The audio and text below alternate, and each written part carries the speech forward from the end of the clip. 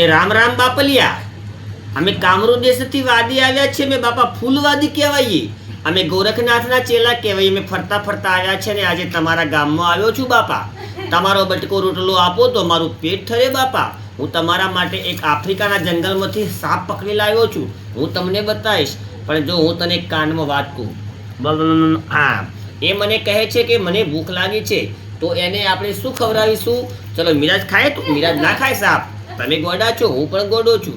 ચલો હવે ધીમે ધીમે બેટા. હા, મારો દીકરો ડાયો થઈ જા. અને જો બેટા 12 વાગે નીકળીને ફૂંફાણા ના મારતો. છોકરા નાના છે, હજી જશે પેન્ટમાં. માપે રહેવાનું.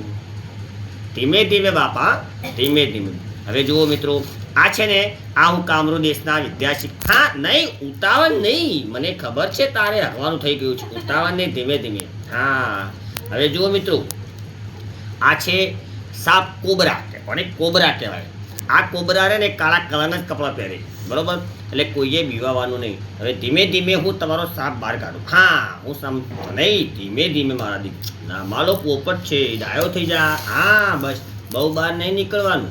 હા, છોકરા બીવાઈ જશે, ચડ્ડીમાં ઉતરી જાય બેટા.